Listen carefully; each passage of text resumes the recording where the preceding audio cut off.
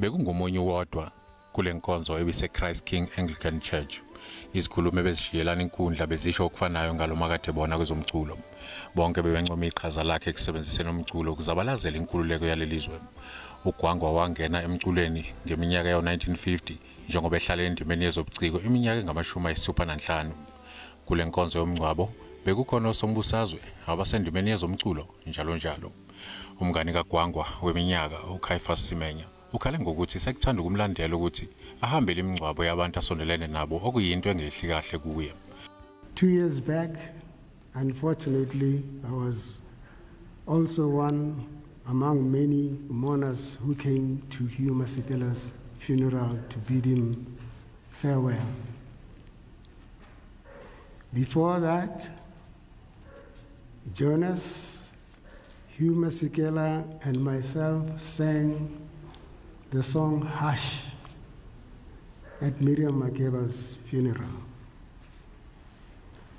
Another year, I was at Aus Dorothy's funeral. Another one, Sis Tandi Mpambani, Tandi Klassen. And I keep watching all these people that I grew up with in this business as each and every one of them departs. Nabenkolo bawududuzile umndeni wakwaGwangwa osemanzini. Our deepest condolences, family. We cannot begin to pretend that we understand your pain, Gwangwa. Please receive our sympathies and God's comfort during this time of great sorrow. Ungqongqoshe wezobuciko namasiko uNathi Mthethwa uncoma igalelo likaGwangwa kwezombusazwe. You embraced love, hope in your music. You asserted a proud and defiant love for humanity and what it means to be human.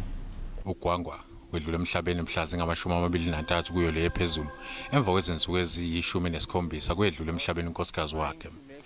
Umndeni wakhe ubunxuse ukuthi abantu bangayihambeli inkonzo yomngcwabo wakhe ngenxa yemigomo emayelana negciwane i-COVID-19. uJonas Musa Gwangwa owazalelwe Orlando East eSoweto wasungula iqembu lamaciko eAngola Amandla Cultural Ensemble Group. Ubengumculi nomdidiyelo womculo. Sengathangalala ngoxolo.